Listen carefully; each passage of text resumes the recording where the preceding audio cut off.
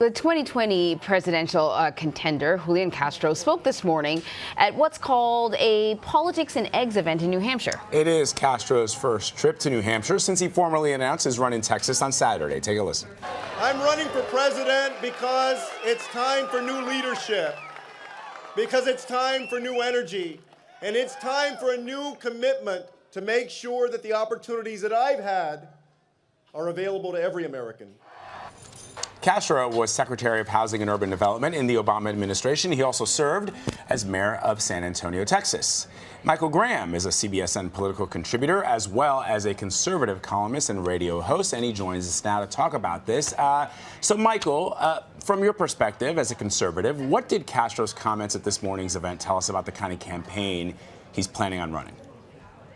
Well, as you know, I'm also the politics editor for New Hampshire Journal, so I've been to quite a few of the Politics and Eggs events here at the New Hampshire Institute of Politics. It's kind of a mandatory. You know, in gymnastics, you have to do like the mandatories and, you know, stick the landing, all that stuff. Right, yeah. Secretary Castro, he did a fine job. He didn't wow the judges, but he didn't stumble. A solid step forward. And it's interesting, this event, which everyone will speak at, Donald Trump spoke at two of them, and Jeff Flake, for example, was just here not long ago, is a mix of business people and political people. It's not really like a Democratic campaign rally. So it's a more bipartisan, more reserved group, and they heard a lot of things. He talked about a lot of the key things that, for example, Elizabeth Warren talked about in New Hampshire on Saturday when I saw her speak in front of a group of Democrats. And health care was one of them, Medicare for all, absolutely part of the message. A lot of climate change talk, which is very popular with the suburban white liberals who these candidates will be looking for to help them win the nomination when the primaries start next year. And he also talked about criminal justice, something that's come up more and more with Democratic candidates. And you probably remember that last year, Senator Warren caused a bit of a kerfuffle when she gave a speech at a traditionally black college in New Orleans and said that the criminal justice system was, quote, racist from front to back. Well, today, Julián Castro, who talks a lot about his background as a Hispanic office holder and growing up in Texas, et cetera, he talked about racial disparity in the criminal justice system as well. And when I asked him, do you agree with the characterization that the system is, quote, racist front to back, he said, oh, absolutely. And he wants to use the power of government to confront that.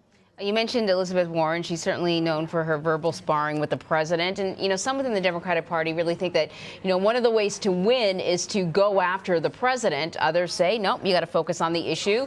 The president and his tweeting is a distraction. Where does Julián Castro really fall on that spectrum? You know, that's a great question, because on Saturday, Elizabeth Warren was careful. I don't think she ever said the T word, Trump, a single time. She kind of referenced it. And the same thing here. There was Julián Castro specifically called the president over the issue of children being separated from their families at the border as part of the asylum, immigration, illegal immigration, debate down there. So but there was not a lot of bashing of Trump per se, and very few mentions of him. And I'm hearing, as I watch these candidates campaign here in the First of the Nation primary, you're seeing a kind of trend develop. The number who are picking up the big political stick and going after Trump the way Trump, quite frankly, would go after them. My question is, does that kind of calm the waters? Let's ignore him. Let's focus more on issues and what we want to change rather than the problem in the presidency. Does that stand once you have by New Hampshire Journal's last count, 34 potential Democratic candidates who could still be running? I don't know that will last.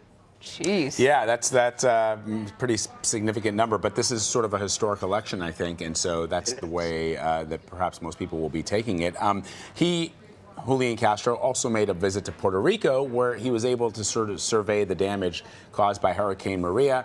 As you know, Michael, the Trump administration has taken some heat for the response to that storm. What did his trip, from your perspective, tell you about what he saw and what he did and what he came away with?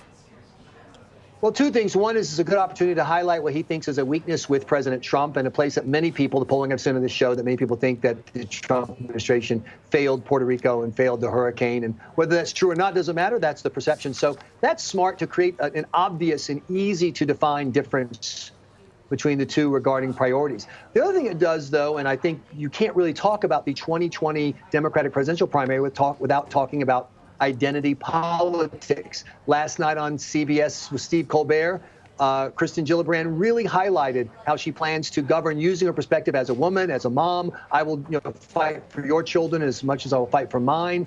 And I was talking to a longtime Democratic activist here in New Hampshire right before the speech this morning, and I said, what's going to happen with Bernie Sanders next door in Vermont and Elizabeth Warren next door in Massachusetts, both pursuing these progressive voters? And he said, oh, gender. It's going to break straight down by gender. So in a campaign where identity politics is going to be a part of it, Julián Castro talking about Puerto Rico and going to Puerto Rico first, I think really plants a flag that he is comfortable with that, and you'll be hearing a lot about his background as a Hispanic American. That's really interesting. So thus far, in terms of the people who have announced that they are starting exploratory committees or who are likely to announce, we've got Julián Castro and then women, really. Yeah. But as you mentioned, it's going to get a lot more crowded out there. So, what do you think his odds are? So it's way too early for that. And there's a very strong argument, because back before you people sucked me into the media, I used to run campaigns.